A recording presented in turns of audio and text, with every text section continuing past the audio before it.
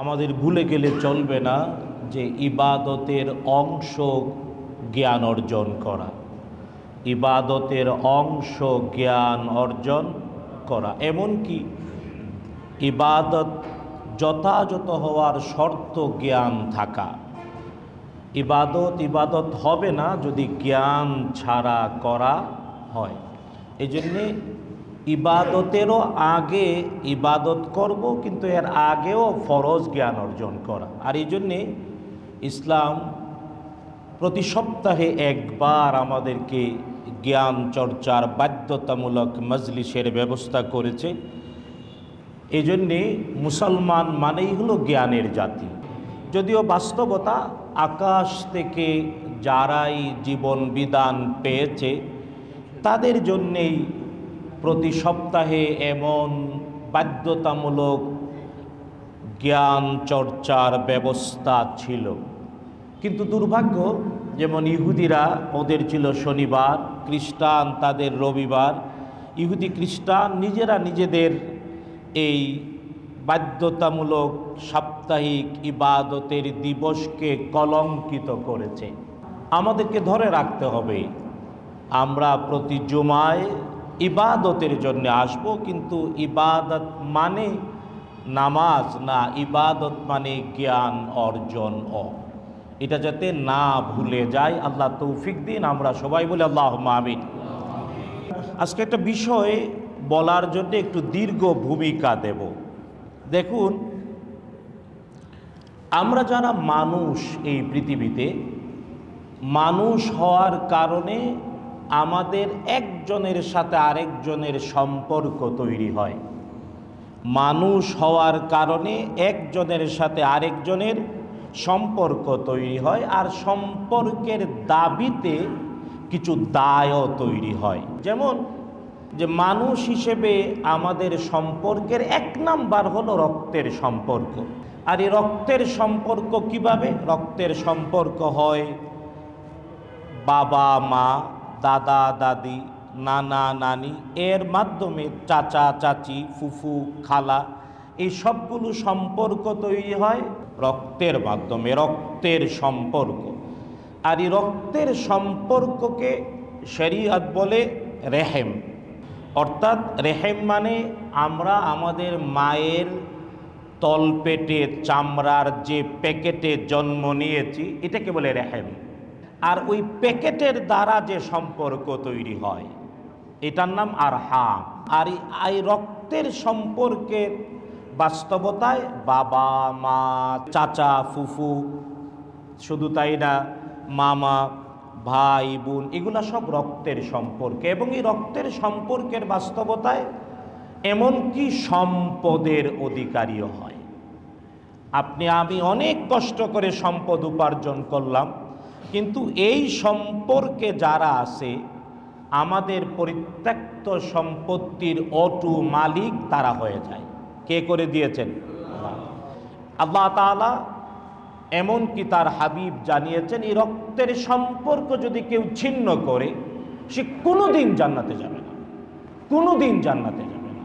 আরহাম, রক্তের সম্পর্ক ছিন্নকারী কখনো, হাদিসে কুদসি আল্লাহ তাআলা তাবুত সৃষ্টি যখন শেষ করলেন, কামাতির রেহেম, ওই মায়ের জঠর যেখানে আমরা জন্ম নিয়েছি, সে দাঁড়িয়ে আল্লাহকে প্রশ্ন করল, আল্লাহ আমার ব্যাপারে তোমার সিদ্ধান্ত কি? রেহেম আল্লাহকে প্রশ্ন। আল্লাহ বললেন, মান ওয়াসালাকি ওয়াসালতুহু, হে সন্তান জন্মদানের পাত্র, তোমার ব্যাপারে সিদ্ধান্ত হলো যে তোমাকে রক্ষা করবে, আমি আল্লাহ নিজে তার সাথে সম্পর্ক রক্ষা করব। আমান কাতাআতি কাতাআতু, আর যে বিচ্ছিন্ন করবে, আমি আল্লাহ নিজে তার সাথে সম্পর্ক ছিন্ন করে দেব। যদিও আবার এটাও জানা উচিত, রক্তের সম্পর্ক এটা অবিচ্ছিন্ন, কখনো বিচ্ছিন্ন হবে না। তবে হ্যাঁ, এক কারণে বিচ্ছিন্ন হয়। কয় কারণে? একটা কারণে বিচ্ছিন্ন হয়, তা হলো যদি ঈমানের সম্পর্ক না থাকে। যিনি রক্তের সম্পর্ক রক্ষা করতে আদেশ জারি করেছেন, এমনকি জান্নাতে যাওয়া না যাওয়ার শর্ত বলে ঘোষণা করেছেন। তিনি তার একজন নবী, নাম হলো নূহ আলাইহিস সালাম। আপনারা জানেন মহাপ্লাবন হয়েছিল নূহ আলাইহিস সালামের সময়ে, দুনিয়ার অভদ্র অসভ্য, শুধু তাই না সত্য স্বীকারকারীদেরকে পানিতে ডুবিয়ে শায়েস্তা করার জন্য। তখন নূহ আলাইহিস সালাম তার ঔরসজাত পুত্র নূহ আলাইহিস সালামের ঔরসজাত পুত্র, আপন পুত্র নূহ আলাইহিস সালাম তার পুত্রের ব্যাপারে আল্লাহর কাছে সুপারিশ করলেন। আপনারা সূরাতুল হুদ, আল্লাহর একজন নবী নাম হলো হুদ আলাইহিস সালামের নামে যে সূরা, এই সূরাতে আল্লাহ তাআলা 37, 38, 39, 40 আয়াত থেকে বলতে শুরু করে আল্লাহ তা সূরা হুদের মধ্যে এই ঘটনাটা তুলে ধরেছেন। নূহ আলাইহিস সালাম আল্লাহকে বললেন, কারণ আল্লাহ নূহকে ওয়াদা করেছিলেন, নূহ তোমার যারা পরিবার তারা এই গজবে পড়বে না।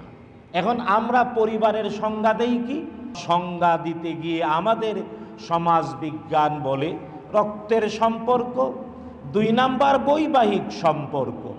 রক্তের সম্পর্ক, বৈবাহিক সম্পর্কের বাস্তবতায় যারা, তারা হলো পরিবার। ইসলামী শরিয়া বলে পরিবারটা অনেক বড়, পরিবার ঈমান দ্বারা প্রতিষ্ঠিত হয়। এই জন্যে যদি রক্তের সম্পর্কে হওয়া সত্ত্বেও ঈমানের সম্পর্ক না থাকে, তাইলে রক্তের সম্পর্ক কাটাপ হয়ে যায়। নূহ আলাইহিস সালাম তার পুত্র, যখন বাবা নৌকায় আর পুত্র পানি, পিতা পুত্রের কথাও আল্লাহ তুলে ধরেছেন। পিতা বললেন ইরকাব মা'ানা, ও আমার কলিজার টুকরো সন্তান, আমাদের সাথে নৌকায় আরোহণ কর।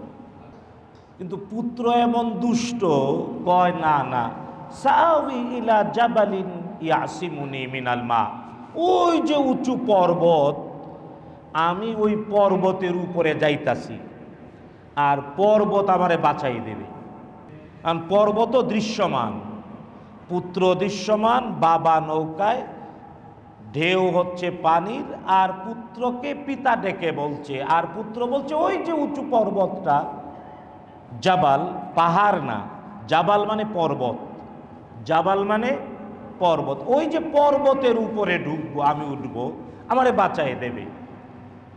আল্লাহ তাআলা তুলে ধরলেন, শুধু এই কথার মধ্যেই ওয়াহালা বাইনাহুমা মাউজুন, এই কথার মধ্যেই পিতার পুত্রের মাঝখানে আসলো ঢেউ। কে আসলো? ঢেউ।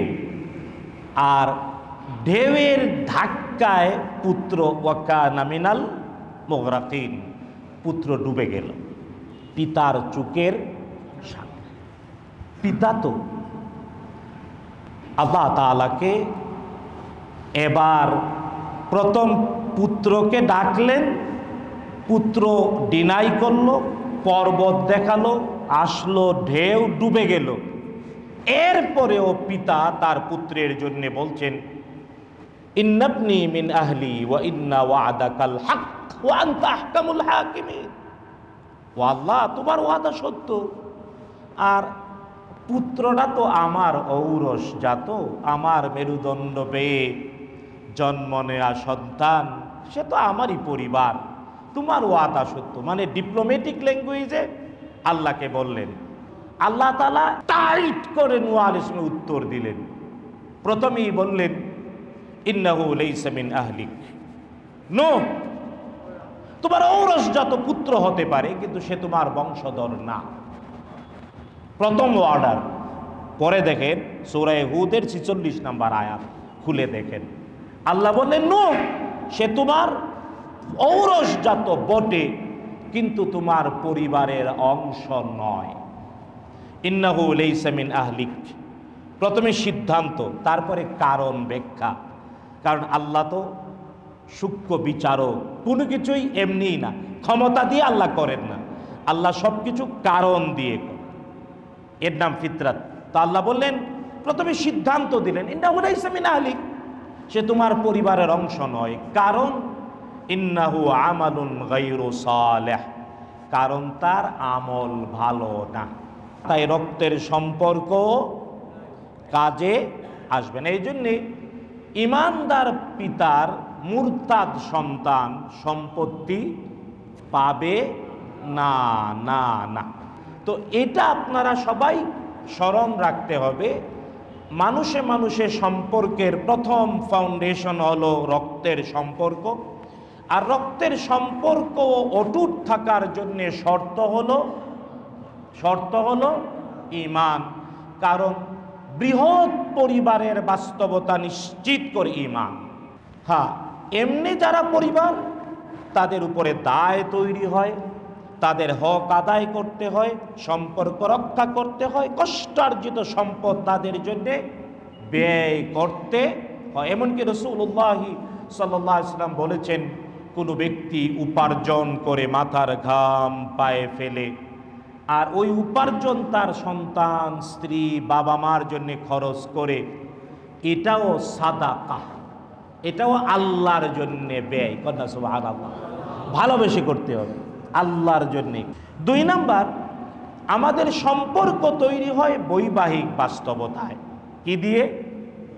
বিবাহের দ্বারা। আর এই বিবাহর দ্বারা হয় স্বামী আর স্ত্রী, শ্বশুর আর শাশুড়ি, স্বামী, স্ত্রী, শ্বশুর, শাশুড়ি।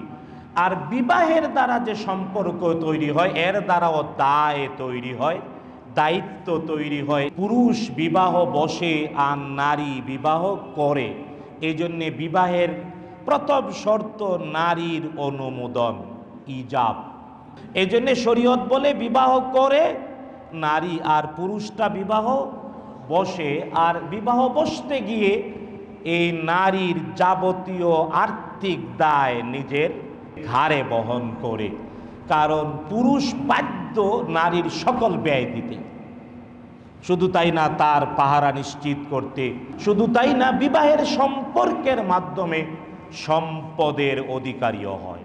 স্ত্রী সম্পদ পায়, শ্বশুর শাশুড়ি, অর্থাৎ স্ত্রী যখন সম্পদের মালিক হয় তার বাবা মার, দ্বিতীয় ধাপে স্বামীও স্ত্রীর সম্পদের মালিক হয়, তবে প্রথম ধাপে না, দ্বিতীয় ধাপে। এই জন্যে আমাদের সম্পর্কের দ্বিতীয় ভিত্তি বৈবাহিক সম্পর্ক, এবং এই বৈবাহিক সম্পর্কটাও শর্ত ঈমান।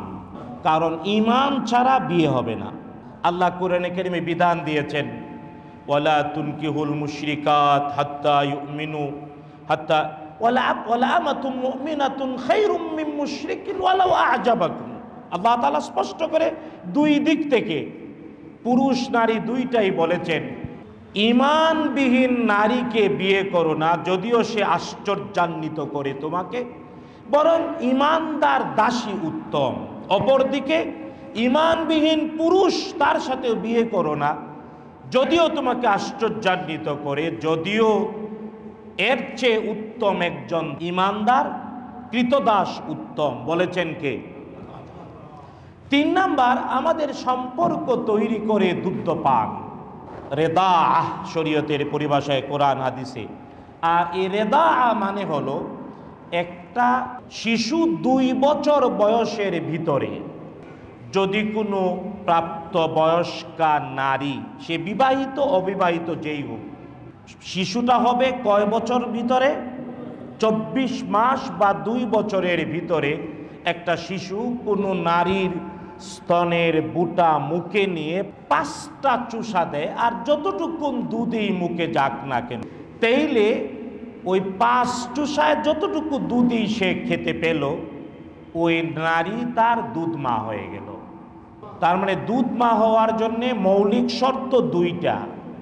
একটা হলো শিশুর বয়স হবে 2 বছরের, 2 বছরের উপরে গেলে এই সম্পর্ক হয় না। আল্লাহ শর্ত করে স্পষ্ট বলেছেন, আল ওয়ালিদাতু ইউরদি'না আওলাদাহুন্না হাওলাইনি কামিলাইনি লিমান আরাদা আইয়ুতিম্মার রিদাআহ। যারা পরিপূর্ণ দুগ্ধপান কমপ্লিট করতে চায় তারা যেন পূর্ণ 2 বছর, কয় বছর? তার মানে 1 বছরে 12 মাস, 2 বছরে 24 মাস। এই 24 মাসের ভিতরে শিশু হতে হবে। 2 নাম্বার 5টা চুষা দেবে। ওই নারীর যত মেয়ে আর ছেলে, সে ওই ছেলের জন্য দুধ ভাই বোন, এদের সাথে বিবাহ চিরস্থায়ী হারাম। রক্তের সম্পর্কে যা যা সবই হবে। একটা জিনিস শুধু হয় না, তা হলো দুগ্ধপানের দ্বারা উত্তরাধিকার সম্পদ পায় না। উত্তরাধিকার সম্পদ পাওয়া ছাড়া সকল অধিকার দুগ্ধপানের দ্বারা প্রতিষ্ঠিত। তবে এই দুগ্ধপানের দ্বারা যে অধিকার, যে দায়, যে দায়িত্ব, এটাও পূর্ণ করার জন্য শর্ত ঈমান। তো ন্যাচারালি মানুষের সম্পর্কের 3টি ফাউন্ডেশন। তবে শরীয়ত বলে আমাদের পরস্পরের সম্পর্কের আরেকটা বড় এবং চিরন্তন, চিরস্থায়ী ফাউন্ডেশনের নাম হলো ঈমান। কারণ ঈমানের দ্বারা জন্মদানকারিণী মায়ের সাথে যে সম্পর্ক, কেবল ঈমানের কারণে ওই মায়ের মতো অবিকল সম্পর্ক তৈরি হয়, বলেছেন আল্লাহ তাআলা।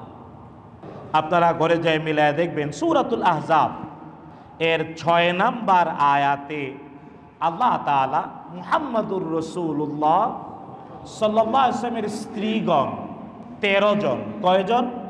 একসাথে 9 জন ছিলেন, আর মূল 13 জন। তাদের প্রত্যেককে আল্লাহ তাআলা আমাদের মা বলেছেন। ওয়া আজওয়াজুহু উম্মাহাতুহুম। আর বিশ্বনবীর সকল স্ত্রীরা কিয়ামত পর্যন্ত যত ঈমানদার আসবে তাদের মা। কেমন মা? পেটে জীবনের ঝুঁকি নিয়ে যিনি ধারণ করেছে, জীবনের ঝুঁকি নিয়ে যিনি প্রসব করেছে, এবং যিনি 2 বছর দুগ্ধ পান করিয়েছে।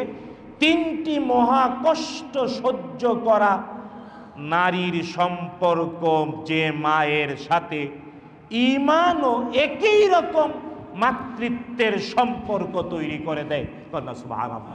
এই জন্যে নিজের জন্মদানকারিণী মায়ের উপরে সন্তানের যেমন অধিকার, আবার জন্ম দেওয়া সন্তানের প্রতি যেমন মায়ের দায়িত্ব, নবীজি সাল্লাল্লাহু আলাইহি ওয়াসাল্লামের স্ত্রীরা তাদেরও আমাদের প্রতি তেমন দায়িত্ব রয়েছে, আমাদেরও তাদের প্রতি এমন দায় আছে না নাই?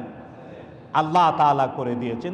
ঈমানের এই সম্পর্ক আমাদেরকে রাসূলুল্লাহ সাল্লাল্লাহু আলাইহি ওয়াসাল্লামের স্ত্রীদের সাথে জন্মদানকারিণী মা আর সন্তানের মতো করে দেয়। শুধু তাই না, এবার যদি প্রশ্ন করেন, বুঝলাম রাসূলুল্লাহ সাল্লাল্লাহু আলাইহি ওয়াসাল্লামের স্ত্রীরা আমাদের মা, তাহলে সাধারণ মানুষের সাথে আমাদের সম্পর্ক কি? এর উত্তর দিয়েছেন মুহাম্মাদুর রাসূলুল্লাহ। যদিও কোরআন আগে উত্তর দিয়েছে। আল্লাহ কোরআনে বলেছেন ইন্নামাল মুমিনুনা ইখওয়াহ, সূরাতুল আহজাবের আয়াত। ঈমানদার মানেই ভাই ভাই। প্রশ্ন করতে পারে, ভাই হওয়ার জন্য মা লাগে? এক মায়ের গর্ভ থেকে জন্ম নিলে ভাই? এর উত্তর কোরআন দিয়েছে, নবীর স্ত্রীরা তোমাদের কেমন মা? যার পেটে বেড়ে উঠেছ তার মতোই, কোনো পার্থক্য। তাই নবীজি সাল্লাল্লাহু আলাইহি ওয়াসাল্লামের স্ত্রীরা আমাদের মা। কেমন মা? যাদের পেটে আমরা বেড়ে উঠেছি তেমন মা। আর ওই মায়ের সন্তান হিসেবে ঈমানের ভিত্তিতে সকল ঈমানদার পরস্পর ভাই ভাই, বলেছেন কে? স্বয়ং আল্লাহ তাআলা। এবার মুহাম্মাদুর রাসূলুল্লাহ সাল্লাল্লাহু তাআলা আলাইহি ওয়াসাল্লাম আরো স্পষ্ট করে বললেন, শুনো, ঈমান এমন এক বিষয়, ঈমানের দ্বারা পৃথিবীর তাবৎ নারী পুরুষ, মানুষ আর জিন সবাই কামাসালিল জাসাদিল ওয়াহিদ, একটা বডি, ওয়ান বডির মতো, এক দেহের মতো।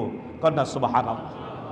বললেন মুহাম্মাদুর রাসূলুল্লাহ, তার মানে আপনি আমি 3.5 হাত বডি, শরীরের বিভিন্ন অঙ্গ প্রত্যঙ্গ আছে না, কিছু অঙ্গ প্রত্যঙ্গ এমন আছে যা না থাকলেও আপনি আমি বেঁচে থাকব, আছে না? আবার কিছু অঙ্গ প্রত্যঙ্গ এমন আছে বেঁচে থাকার অপরিহার্য শর্ত। তার মানে অঙ্গ প্রত্যঙ্গের মধ্যেও শ্রেণীভেদ আছে, অতি প্রয়োজন, বিশেষ প্রয়োজন, একান্ত প্রয়োজন, আছে না? কিন্তু 3.5 হাত বডির যে অঙ্গ প্রত্যঙ্গ, আল্লাহ তাআলার হাবিব মুহাম্মাদুর রাসূলুল্লাহ সাল্লাল্লাহু তাআলা আলাইহি ওয়াসাল্লাম বললেন, পৃথিবীর তাবৎ ঈমানদার, তারাল মুমিনিনা মুমিনিন, যারা কেবল ঈমান এনেছে তাদেরকে দেখতে পাবে কামাসালিল জাসাদিল ওয়াহিদ, একটা দেহের মতো, একটা শরীরের। আমি আবার বলবো বিষয়গুলো। 1 নাম্বার, আমাদের সম্পর্ক তৈরি হয় রক্তের দ্বারা। কিসের দ্বারা? এটাও টিকে থাকার শর্ত ঈমান। 2 নাম্বার, তৈরি হয় বৈবাহিক বাস্তবতায়, এটাও টিকে থাকার পূর্ব শর্ত। 3 নাম্বার, দুধ পানের দ্বারা, কিন্তু এটাও টিকে থাকার শর্ত ঈমান। ঈমান দিয়ে সম্পর্ক তৈরি হয় এমন যে মা গর্ভে ধারণ করেছে তার মতোই, গর্ভধারিণী মায়ের মতোই সম্পর্ক তৈরি করে কে? ঈমান। আর এর দ্বারা পরস্পর ভাই ভাই, আর এটা এমন সবাই যেন এক দেহ। এই সম্পর্ক যখন এমন হয় তখন কিছু দায়িত্ব তৈরি হয়। এতগুলো ভূমিকা এই জন্যে কেন বললাম, কারণ হলো আজকের পৃথিবীর সভ্যতার জন্যে প্রশ্ন, আজকের পৃথিবীর শিক্ষিত মানুষের জন্যে প্রশ্ন, আজকের পৃথিবীর পাগল নয় সুস্থ মানবতার কাছে প্রশ্ন। যদি বলেন তাহলে 1948 সন থেকে আজকে পর্যন্ত এমন একটা প্রশ্ন, এর নাম ফিলিস্তিন। এর নাম কি? পৃথিবীর সুস্থ মানুষ, শিক্ষিত মানুষ, বিবেক সম্পন্ন মানুষ, সবার কাছে একটা প্রশ্ন, এর নাম। কিন্তু আমরা যারা মুসলিম, আমরা যারা ঈমানদার, শুধু তাই না, ফিলিস্তিন কেন, পৃথিবীর যে জায়গায়, কারণ যে ঈমান এনেছে পৃথিবীর পূর্ব দিগন্তে সে যদি থাকে, আমি যদি পশ্চিম দিগন্তে থাকি, আমি আসি মধ্য এশিয়ায়, সে পশ্চিমে অথবা পূর্বে অথবা উত্তরে বা দক্ষিণে, যেখানেই থাকুক, ঈমানদার, তার উপরে যদি নির্যাতন হয় আমার গায়েও তা।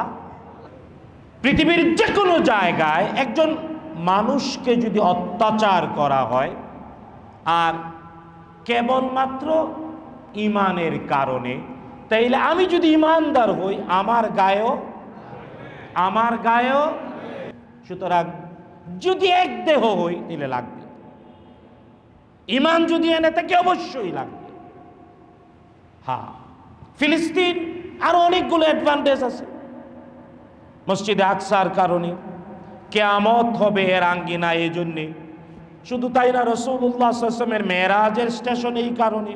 শুধু তাই না, এই পৃথিবীতে আল্লাহ 1,24,000 নবী এবং রসুল পাঠিয়েছেন। সবাই কেবলমাত্র তখন 2 জন ছিলেন জীবিত, আর বাকি সবাই মেরাজের রাত্রিতে মুহাম্মদ সাল্লাল্লাহু আলাইহি ওয়াসাল্লাম জীবিত, ঈসা ইবনু মারিয়াম জীবিত। এই 2 জন ছাড়া 1,23,998 জন যারা মৃত, তাদেরকে আল্লাহ উপস্থিত করেছিলেন মুহাম্মাদুর রাসূলুল্লাহ সাল্লাল্লাহু আলাইহি ওয়াসাল্লামের পিছনে মুক্তাদি হয়ে তাকে ইমাম বলে মেনে নিতে। কন্যা সুবহানাল্লাহ। এই সবগুলো কারণে মসজিদুল আকসা আমাদের প্রথম কিবলা, বুঝতে পেরেছেন? এই সবগুলো কারণে ফিলিস্তিনের প্রতি আলাদা দরদ। কিন্তু যদি পৃথিবীর এমন কোনো ভূখণ্ড হয় যেখানে মসজিদুল আকসা নাই, বুঝাতে পেরেছি, যেখানে ফিলিস্তিন নাই, পৃথিবীর অন্য যে কোনো ভূখণ্ড যেখানে মানুষ ইমানের কারণে নির্যাতিত হচ্ছে, আমার গায়ে লাগবে না? লাগবে না। সুতরাং ইমান এক দেহে পরিণত করে আমাদেরকে, তাই ইমানের দাবিতে বলতেই হবে। পৃথিবীর যেখানেই মুসলমান নির্যাতন, আমরা তার প্রতিবাদ করি। প্রশ্ন হলো, প্রতিবাদ করা কি যথেষ্ট? কি করতে হবে? দেখুন, পৃথিবীর সকল ইমাম মুস্তাহিদ একমত, প্রতিবাদ তিন ভাবে বিশ্বনবী সাল্লাল্লাহু আলাইহি ওয়াসাল্লাম বলে দিয়েছেন। মান রাআ মিনকুম মুনকারান ফালিয়ুগাইয়িরহু বিয়াদিহি, দেখবা অন্যায়, অসভ্যতা, অকল্যাণ, হাত দিয়ে পাল্টে দাও। ফাইন লাম ইস্তাতি', যদি না পারো, ফাবিলিসানিক, তাহলে মুখ দিয়ে করো। ফাইন লাম তাস্তাতি', যদি মুখে না পারো, ফাবিকলবিক, হৃদয় দিয়ে করো। ওয়া যালিকা হুয়া আদআফু মিনাল ঈমান, এটা ঈমানের সর্বনিম্ন স্তর। এর ব্যাখ্যা করেছেন আব্দুল কাদের জিলানী রাহমাতুল্লাহি আলাইহি। জেনে রাখবেন, বড় আলেমদের একজন, অনেক বড় আলেম। তিনি হাদিসের ব্যাখ্যা করেছেন, সবাই তার ব্যাখ্যা মেনে নিয়েছে। তার পরবর্তী সময়ে তিনি বলেছেন, রাসূলুল্লাহ সাল্লাল্লাহু আলাইহি ওয়াসাল্লাম তিনটি স্তরের কথা বলেছেন। এক নাম্বার, অন্যায় দেখলে হাত দিয়ে পরিবর্তন। তিনি বলেছেন, হাত দিয়ে পরিবর্তনের দায়িত্ব এক্সিকিউটিভদের, নির্বাহীদের। ক্ষমতা যার আছে তারা হাত দিয়ে পাল্টাবে, অন্য কেউ এটাতে যাবে না। দুই নাম্বার, কিছু মানুষ এমন আছে যাদের ক্ষমতা নাই, বলার যোগ্যতা আছে। বুঝতে পেরেছেন? যেমন আমরা খতিব, আমাদের পাওয়ার নাই, বাট উঁচু মেম্বরটা কে দিছে? কে দিছে? জামানত, বলতেই হবে। নিজের বিরুদ্ধে হলো বলতেই হবে। তাই তিনি বলেছেন, কিছু মানুষ তাদের এক্সিকিউটিভ পাওয়ার নাই, কিন্তু যদি না বলে দুর্বল ঈমান। ক্ষমতা আছে নির্বাহী, হাত দিয়ে পাল্টাতে পারে, পাল্টায় না, ওর ঈমান দুর্বল। সর্বশেষ সাধারণ মানুষ, তারা কি পাল্টাতে যাবে? সব সময় যায় না, যাবেও না, তাহলে সমাজ বিশৃঙ্খল হয়ে যাবে। সুতরাং যারা সাধারণ মানুষ আত্মা দিয়ে ঘৃণা করবে, আর আত্মার ঘৃণা যখন জমিন থেকে আকাশ পর্যন্ত ভরে যাবে, তখন পালানোর জন্য ইঁদুরের গর্ত আর খুঁজে। সুতরাং পৃথিবীর যেখানেই মুসলমানদের উপরে অত্যাচার, নির্যাতন আর জুলুম, কি করতে হবে? এই হাদিস ব্যাখ্যা করে দেয়। কিন্তু এরপরেও জানা উচিত যে সকল মিথ্যার অপনুদন, সত্যের প্রতিষ্ঠার জন্যে ইসলাম নির্দেশ দিয়েছে সশস্ত্র সংগ্রামের, জালেমের বিরুদ্ধে, মজলুমের পক্ষে। প্রত্যেকটি ইমানদারের জীবন, সম্পদ সবকিছু বিলিয়ে দিয়ে এগিয়ে যেতে হয় যদি চারটি কারণ পাওয়া যায়। কয়টা কারণ? মৌলিকভাবে সশস্ত্র সংগ্রাম ফরজে কিফায়া, ফরজে আইন না। সবাই অস্ত্র নিয়ে যুদ্ধ করতে, ট্রেনিং দিতে যাবে না, কিছু মানুষ যাবে। আল্লাহ তাআলা সূরাতুত তাওবাতে তা স্পষ্ট করে বলেছেন। সূরাতুত তাওবা এর 123 নাম্বার আয়াতে দেখবেন, আল্লাহ বলে দিয়েছেন, সকল মানুষ সশস্ত্র সংগ্রামে প্রশিক্ষণ নিয়ে যুদ্ধে যাবে না, কিছু মানুষ যাবে, আর কিছু মানুষ বিশেষায়িত জ্ঞান অর্জন করবে। এটাও ফরজে কিফায়া। সবাই বড় ডাক্তার হবে না, সবাই বড় প্রফেসর হবে না, কেউ কেউ হবে। তাই ন্যাচারালি সশস্ত্র সংগ্রাম ফরজে কিফায়া, তবে চারটি কারণে ফরজে আইন হয়ে যায়। সবার উপরে ফরজে আইন হয়ে যায় জীবন, সম্পদ অর্জন দিয়ে জালেমের বিরুদ্ধে, মজলুমের পক্ষে দাঁড়ানো। এক নাম্বার, ইযা হাজামাল আ'দাউ আলাল মুসলিমিন আও বিলাদিহিম, যখন মুসলমানদের উপরে অথবা মানুষের উপরে অন্যায়ভাবে কেউ হামলা করে, অন্যায়ভাবে যখন হামলা করে মানুষের উপরে, সমাজের উপরে, রাষ্ট্রের উপরে, তখন আর ফরজে কেফায়া থাকে না, এটা কি হয়ে যায়? ফরজে আইন হয়ে যায়। 2 নাম্বার, ইদাস্তানফারাল ইমাম।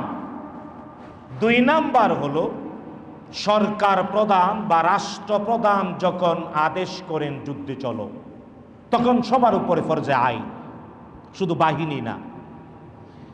এর প্রমাণ রাসূলুল্লাহ সাল্লাল্লাহু আলাইহি ওয়াসাল্লাম তাবুকের যুদ্ধের সময় ঘোষণা করলেন, সকল প্রাপ্তবয়স্ক সবাই চলো। 3 জন আনসারী সাহাবী, তারা বাস্তবসম্মতই কিছু কারণ দিয়ে গেলেন না।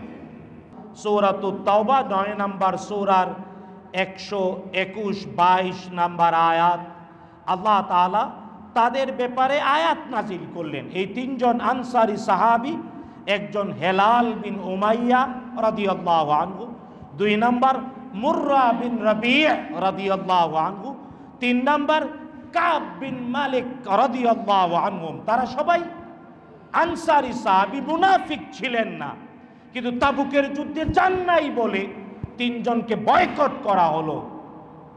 পরে সূরাতুত তাওবার আয়াত নাজিল হলো, ওয়া আলাত সালাসাতিল্লাযিনা খুল্লিফু। আয়াত নাজিল হওয়ার দ্বারা তাদের তওবা কবুল হয়েছে, তখন তাদেরকে সমাজে উঠানো হলো। তার মানে ইমাম যখন বলেন সবাই যেতে হবে, তখন আর বাহিনী না, ফরজে আইন হয়ে যায়। যদিও এই ইমাম বলতে রাষ্ট্রপ্রধান, সরকার প্রধান। 3 নাম্বার, ফরজে আইন হয়ে যায়, সবার জন্য বাধ্যতামূলক হয়, ইদাল তাকাল জামাআন।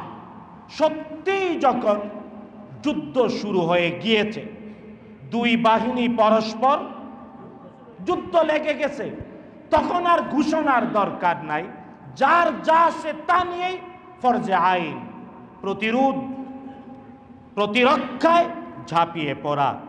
4র্থ, ইদা দাআত আল হাজাহ ইলা মুসাআদাতিল মাজলুমিন। যখন নির্যাতিতের আর্তচিৎকার তৈরি হয়, তখন সশস্ত্র প্রতিরোধ আর ফরজে কেফায়া থাকে না, এটা ফরজে আইন হয়ে যায়।